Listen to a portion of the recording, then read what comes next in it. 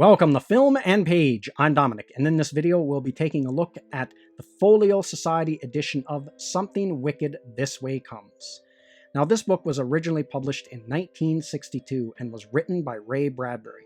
The Folio Society edition first printing was in 2019, and the second printing was in 2020. And that's what we're going to be taking a look at. That's the version I have, is the second printing. Introduction by Frank Skinner and illustrations by Tim McDonough. And the book length is 251 pages, and it falls into the dark fantasy and horror genre. First of all, it was October, a rare month for boys. Not that all months aren't rare, but there be bad and good, as the pirates say. Take September, a bad month. School begins. Consider August, a good month. School hasn't begun yet. July, well, July's really fine. There's no chance in the world for school. June, no doubting it. June's best of all. For the school doors spring wide, and September's a billion years away. But take October now. School's been on a month, and you're riding easier in the reins, jogging along. You got time to think of the garbage you'll dump on Old Man Cricket's porch, or the hairy ape costume you'll wear to the YMCA the last night of the month. And if it's around October 20th, and everything smoky smelling, and the sky orange and ash gray at twilight, it seems Halloween will never come in a fall of broomsticks and a soft flap of bedsheets around the corners. But one strange, wild, dark, long year, Halloween came early. 1 year Halloween came on October 24th, 3 hours after midnight. So let's take a closer look at this edition of Ray Bradbury's Something Wicked This Way Comes. Now, like most of the folio books, this is an absolutely gorgeous edition. So here's the slipcase, and it has this really nice illustration of it, of one of the horses on the carousel that plays heavily into the story. And the slipcase is pretty solid, really nice. And there's the spine. And this is a really nice book. Really, really nice. So let's have a look at the book inside. And I love the color scheme of the yellow and the reds and stuff. It really has almost like that Halloween color to it. There's black end papers. Looks really nice. They did a really good job on this edition. There's the title page, Something Wicked This Way Comes. And there's one of the illustrations, and the book has all these illustrations throughout. Really nice book.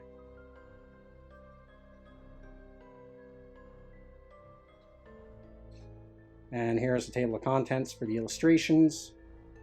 And this edition was published by the Folio Society in 2020, and it's actually, I guess, their second printing. So again, it's like that nice heavy stock paper. I mean, these books are really good quality, and like most of their books, they are very comfortable to read, to have in your hands. They're very sturdy, and these books will last like a lifetime. They'll last a lifetime, these books. You'll probably end up willing them to someone.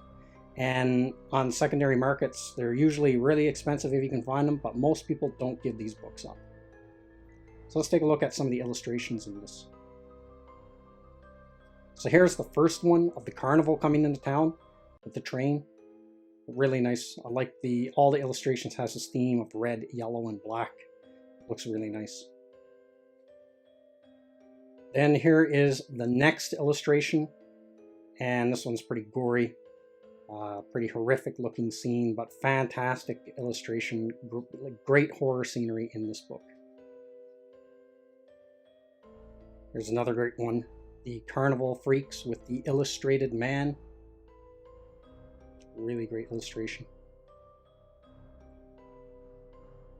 And this one is a really nice one. 2 pages. Really nice illustration. Now, if you don't understand the context of this picture, it'll make perfect sense once you read the book. and another illustration of our two main characters in the story.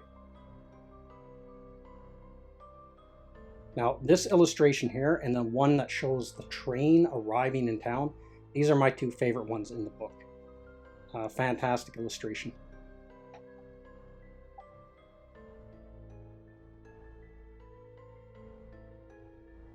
As you can see, the book lays out really comfortably. They're really nice to read.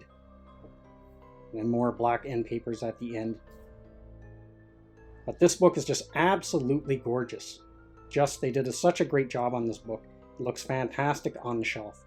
And if you're a Ray Bradbury fan or a fan of horror books, this is like a must-have. It looks just great. It's fantastic looking.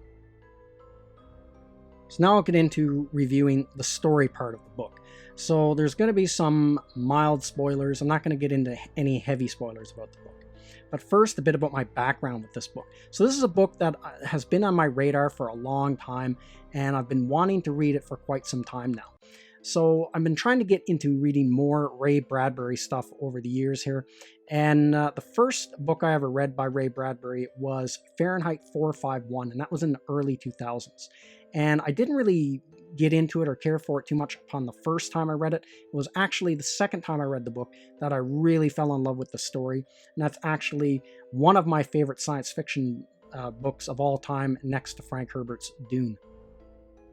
And on top of that, one of my favorite all-time short science fiction stories is Kaleidoscope, and that was also written by Ray Bradbury. And the first time I read that was a long time ago, like 1990, 91, in there somewhere, a long time ago. But when I read it, it really made an impact on me, and I never forgot that story. It just stuck with me forever.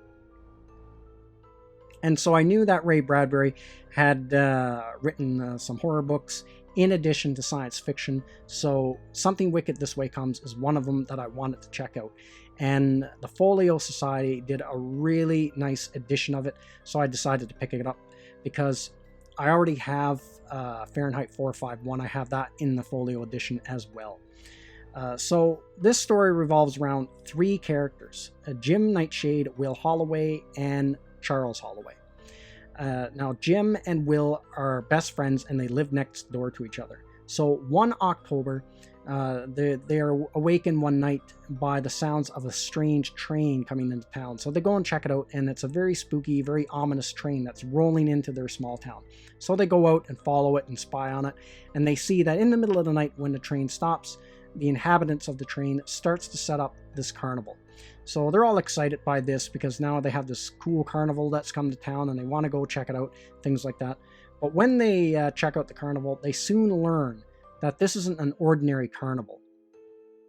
This is a very sinister carnival, and it's not there to do any kind of good for the town. It's actually there to feed on the misery of the inhabitants of the town, and not only that, but take some of the people who live in the town and convert them into freaks to bring along with them for future shows. So the two boys in the story, they have to figure out some way of stopping this dark carnival that is led and run by Mr. Dark. So they have to find a way to do that with the help of Will's dad, Charles Holloway. So that's essentially the plot of the book.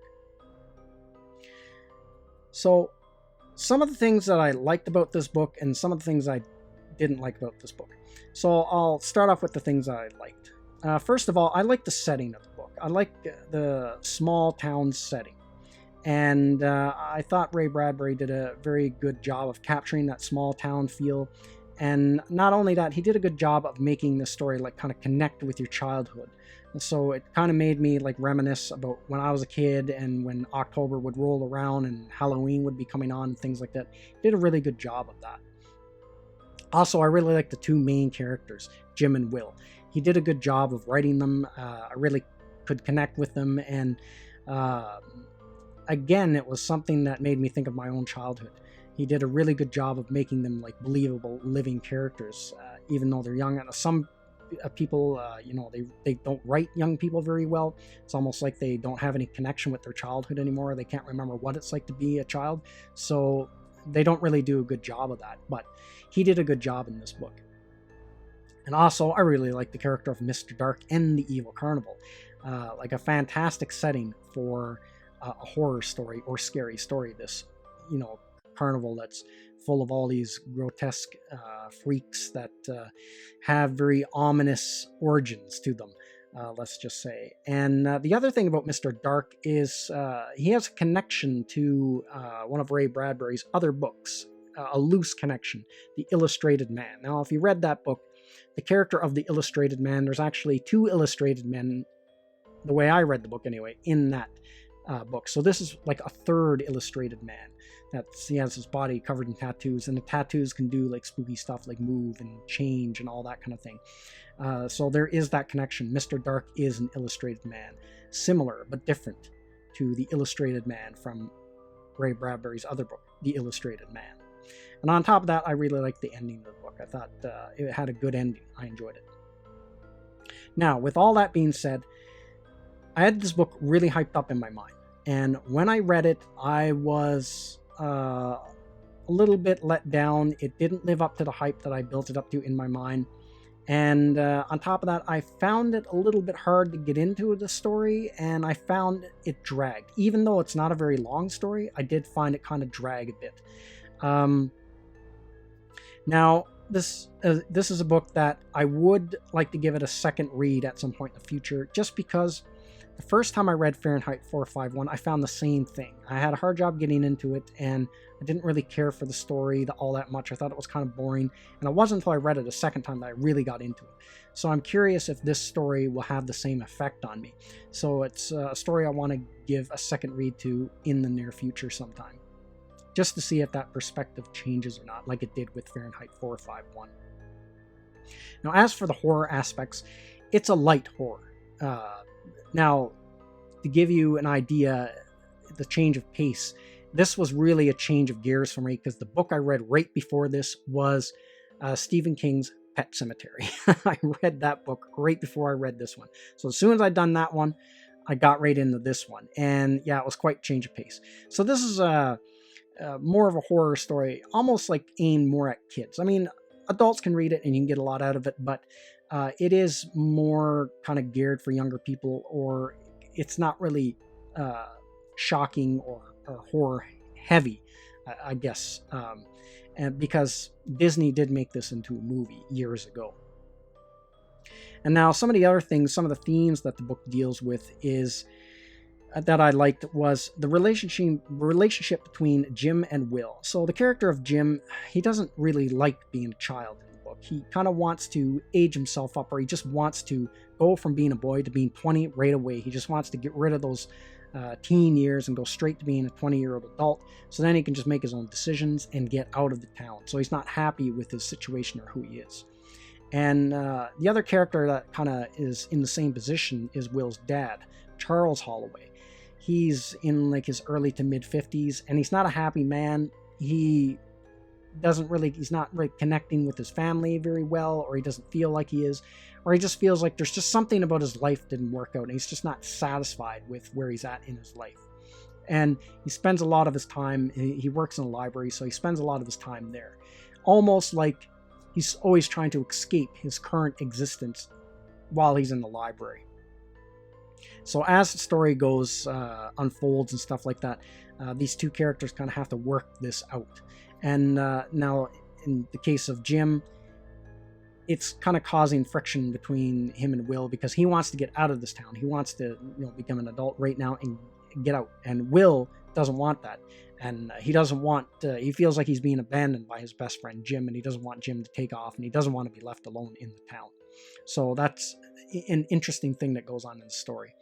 And also the Dark Carnival that's led by Mr. Dark, they have a way of zeroing in on these kind of weaknesses that people have, and exploiting it and manipulating people, and then using that to bring them into the Dark Carnival and turn them into one of their freaks, one of their sideshow freaks. And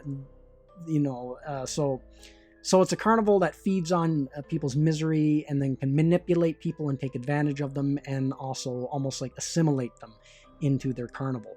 So that's pretty interesting. So now, would I recommend this to read? Absolutely, yes. Give it a try. It's a great book to read around October. It's, deals with Halloween and all that kind of stuff, so it's a perfect book to read that time of year. So yes, I would definitely pick this up, and I would definitely give this one a read. So that's everything I got to say in this video. Let me know what you think in the comments section, and I will see you at the next one. I'd like to say thank you to all of my subscribers. I appreciate you all in helping this channel grow. If you're new to the channel, don't forget to like, share, and subscribe. Also, don't forget to hit the bell icon so you'll be notified when new videos are uploaded.